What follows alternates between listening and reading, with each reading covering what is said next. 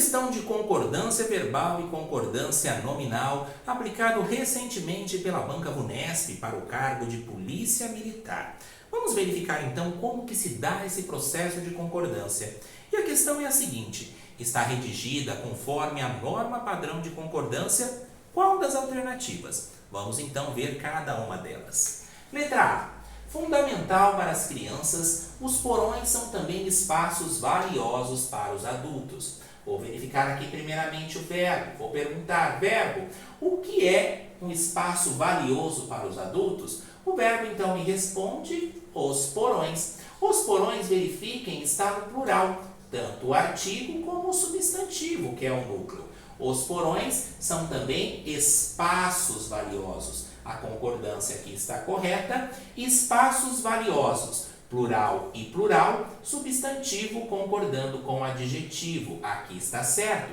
Mas existe um erro. Veja só. Fundamental para as crianças, os porões são também espaços valiosos para os adultos. O que é um espaço valioso para os adultos? Os porões. E esses porões são o quê? Fundamental para as crianças ou fundamentais para as crianças? Os porões, eles são fundamentais. Então, notem aqui, muito cuidado com o termo que está entre vírgula, porque porões são fundamentais e não porões é fundamental. Por isso, letra A, incorreta. Letra B. Falta às casas brasileiras porões que possam servir de espaço para guardar objetos. Notem que já tem um verbo aqui logo de cara, falta, que vem do verbo faltar.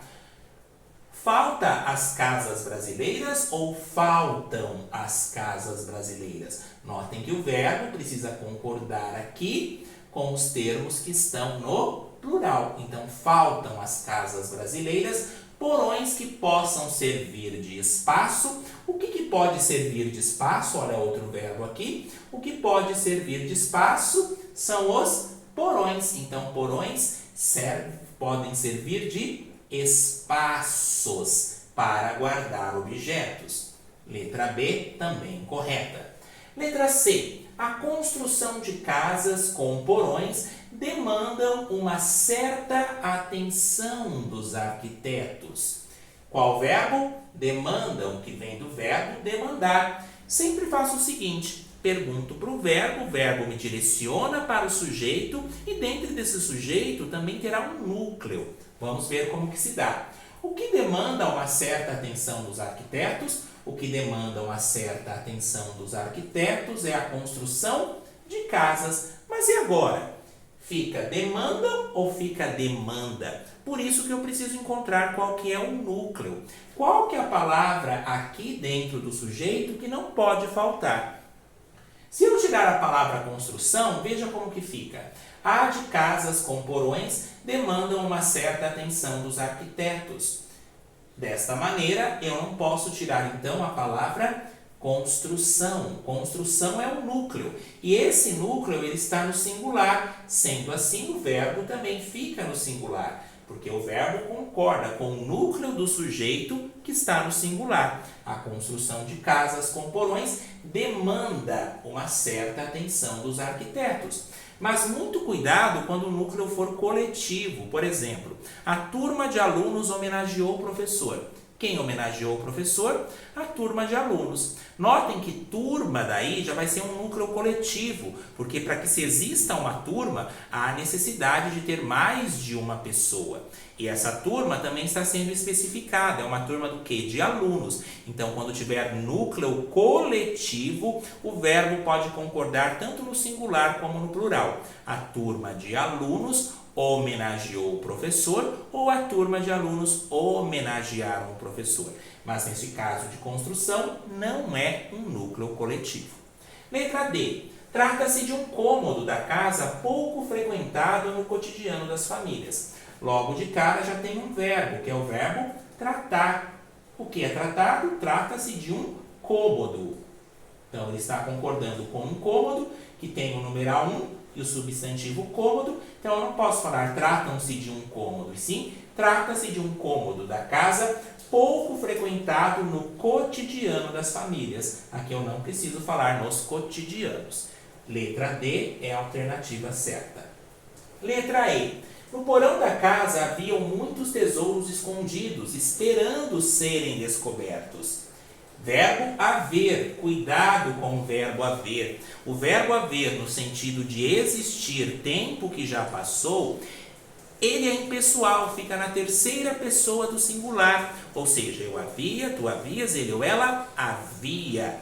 Sendo assim, no porão da casa não havia, ou no porão da casa havia. E havia o quê? Muitos tesouros escondidos. Sendo assim, esse havia, ele é um verbo transitivo que precisa de um complemento.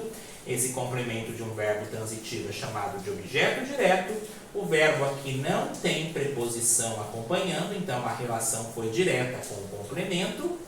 O verbo ele é transitivo direto e muitos tesouros escondidos servem como complemento do verbo haver. Sendo assim, é também uma oração sem sujeito.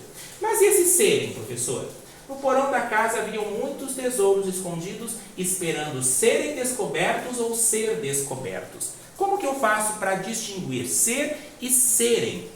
Bom, para ser sem ser serem, há a junção de dois verbos para indicar uma única ação. Por exemplo, os culpados devem ser repreendidos. É uma única ação. Notem aí que não tem nexo ao falar os culpados devem serem repreendidos. Não tem essa sonoridade. Não soa bem. Agora, para serem, há um sujeito definido quando se pretende definir o sujeito por meio de uma flexão verbal e quando o sujeito da segunda oração não for igual ao da primeira. Como assim? No porão da casa havia muitos tesouros escondidos. Aqui eu tenho uma oração que é definida por um verbo. O que havia? Onde havia muitos tesouros escondidos? No porão da casa. No porão da casa é um sujeito. Agora olha aqui tem uma vírgula. Depois da vírgula, esperando serem descobertos. O que esperava ser descobertos? Os tesouros. Então tem os sujeitos aqui diferenciados. O primeiro sujeito no porão da casa e esperando serem descobertos é quem? Os tesouros. Então quando eu tenho aqui dois sujeitos diferentes nas orações, eu não vou falar esperando ser descobertos, e sim esperando serem descobertos. Aqui está correto. Alternativa dessa questão, correta, alternativa D. Fiquem atentos aos processos de concordância verbal e nominal e nos vemos em próximos vídeos. Até a próxima.